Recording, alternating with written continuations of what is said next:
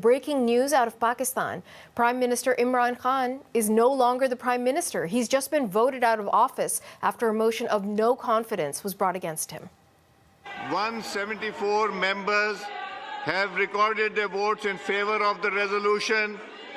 Consequently, the resolution for vote of no confidence against Mr. Imran Khan, the Prime Minister of Islamic Republic of Pakistan, has been passed by a majority of the total membership of the National Assembly.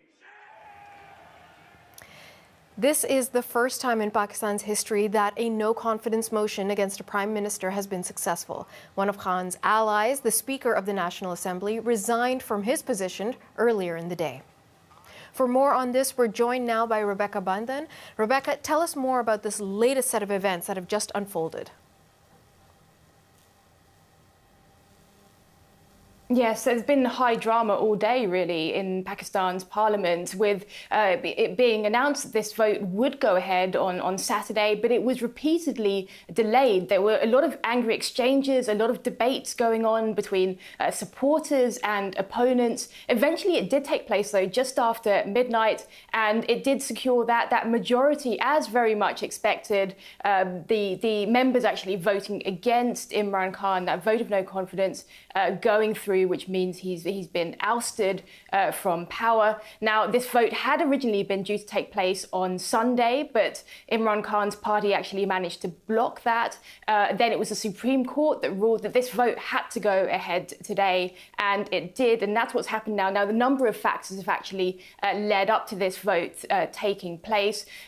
Firstly, there's been, after Mr. Khan came to power in 2018, he came to power on promises of anti-corruption, but the opposition has actually accused him of not delivering on that. They've also said that he's mismanaged the country. Pakistan is facing a number of economic challenges, including rising prices, record levels of foreign debt. And Khan also lost the support of his allies in recent weeks. And also, apparently as well, it's reportedly the case that he also lost some of the support of the military, which plays an important role in Pakistani politics, although that's not been confirmed. Now, Khan actually accused the US of being behind a conspiracy to get him ousted from power. Again, Washington has denied those claims, but Khan has actually called for protests to take place. He has said that he won't accept what he describes as an imported government.